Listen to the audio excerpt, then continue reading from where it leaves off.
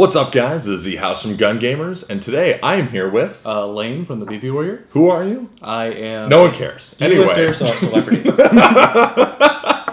So, today we are going to talk about the 7 things that we wish we knew before getting into MilSim games. And most importantly is you want to know what we're drinking, right? It's good. This is a Kushu 12-year, and that is Elijah Craig Barrel Proof. So I gave Lane something strong and good. Anyway, so All right. the number one thing that I absolutely messed up and that I did not do properly when first getting into MilSim games is I say this is packing light, but really it's just overall preparation. Yeah. I don't think I prepared well. Yeah. That is definitely one of the biggest mistakes that I made. And this is going to go kind of into where this next point is going to be. But my first MSW game, I was like, the thing that's really going to suck for me is rucking. Because I don't have much experience with it. It's going to be a lot of weight on my back. And I used a Mystery Ranch 3-day assault pack, which most people get by on a 3-day from Mystery Ranch. I couldn't get everything in that bag. That was not a good thing on my part, just because I didn't prepare enough. I didn't really work with the spacing that I have. And looking back on it, there was stuff that I genuinely did not need for that game. Yeah, and I did that too. I went to Caspian Gap. That was my first MilSim West. And I packed a lot of crap I didn't need. I didn't pack it well, so I ended up being away from most of my food for most of the event. So I ended up not eating enough, and I ended up getting a serious migraine on the second day as a result. Luckily, I had prepared better with the rest of my squad, and we got that resolved. But as a result, every time I go to a MilSim West game now, I think way better about, okay, what should be in my assault pack or in my gear so I always have it on me? What should be in my ruck? And what do I just not need? Honestly, if you're putting something in your ruck and you're thinking, oh, well, maybe I'll need this, you don't need it. Yeah, you probably will never see that throughout the entirety of the game. Yeah. So my next point that I want to bring up is that there are some things that you really can't skimp out on, and that's going to be what I define as comfort items. It's going to be your ruck, it's going to be your sleep system, and your footwear. Because if any of those suck, you're going to have a really bad time at a game. Yeah, it's a bad combination when your boots are failing you, your ruck is digging into you, unfortunately, and your sleep gear doesn't keep you dry. That's like the unholy trinity of, well, I'm done with this game. And that's what killed people like myself at that MSW game. It was the first ball car game. It rained like the entirety of the event, and because I got to my sleep system, everything was soaking wet. My second uniform was soaking wet. I was like, man, this sucks. So yeah, making sure that the stuff that's meant to make you comfortable actually makes you comfortable and, safe to an extent with your footwear options, for example, that's going to go a really long way in most MilSim games. Yeah, so definitely make sure your comfort items are in check.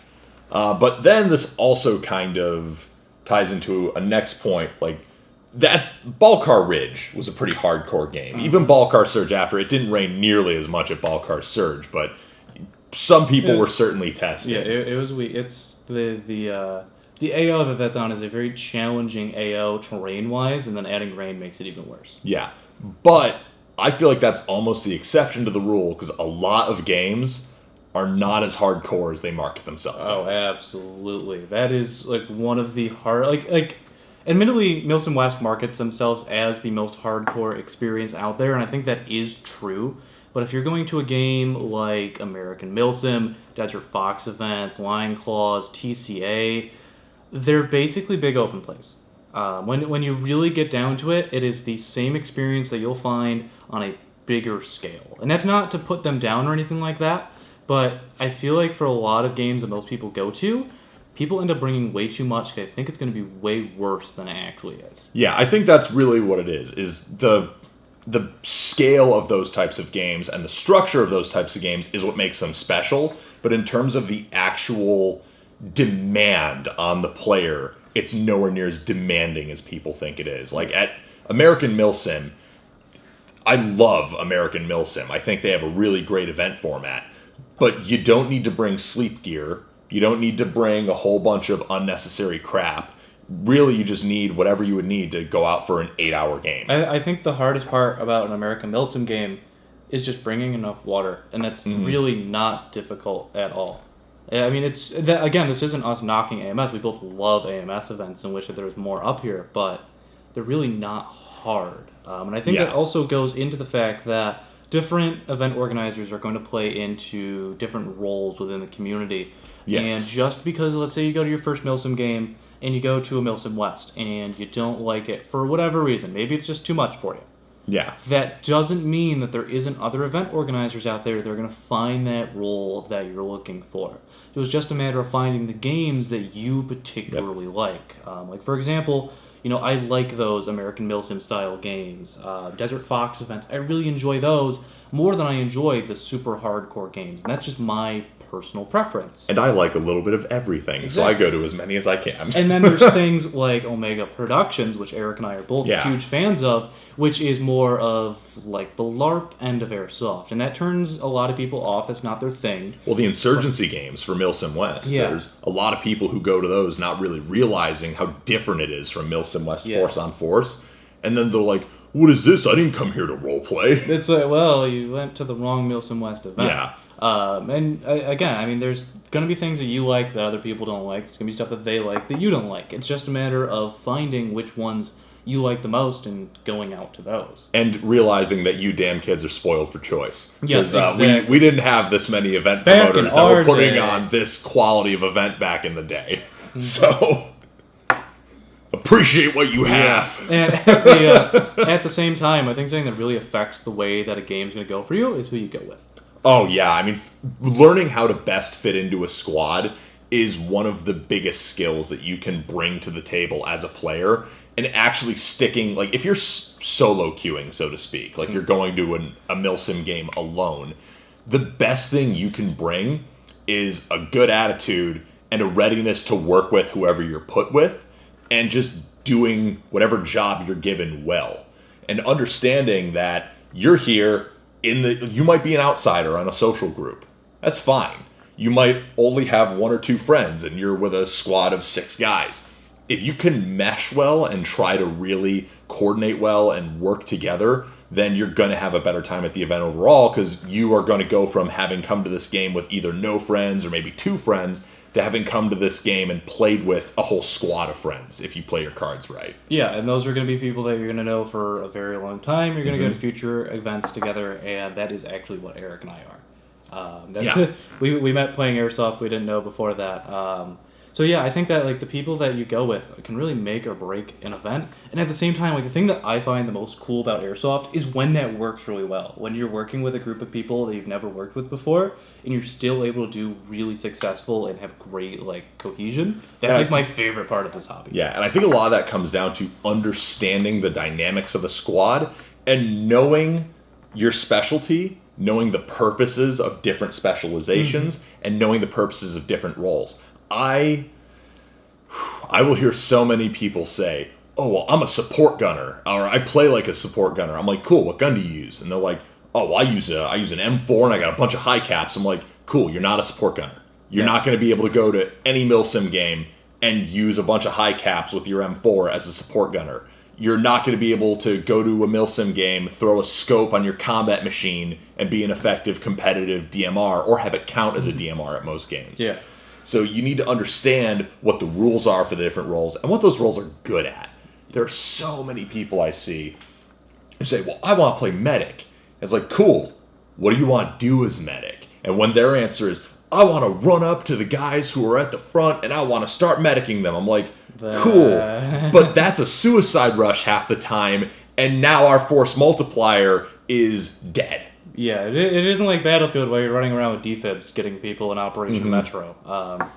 Being a medic is definitely not what most people expect it. And the other thing is that when you do find a role that you enjoy that isn't just rifleman, whether it be a designated marksman, whether you're going to be on a light or a medium machine gun, if you're going to be a grenadier. Machine gun's best.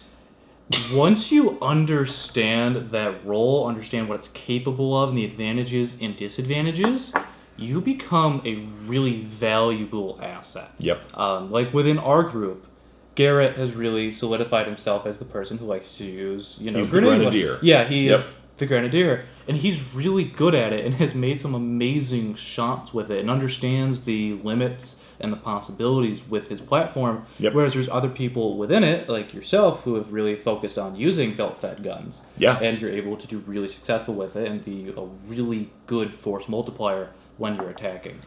Yeah. And having that diversity and people that understand it very well makes you much better off than a group of riflemen. Yeah, because you can coordinate and do different things that just aren't possible with your more basic platforms.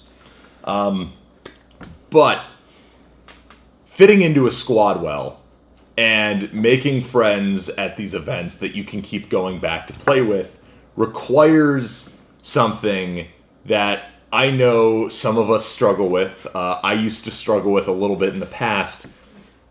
Don't be an aggro douche.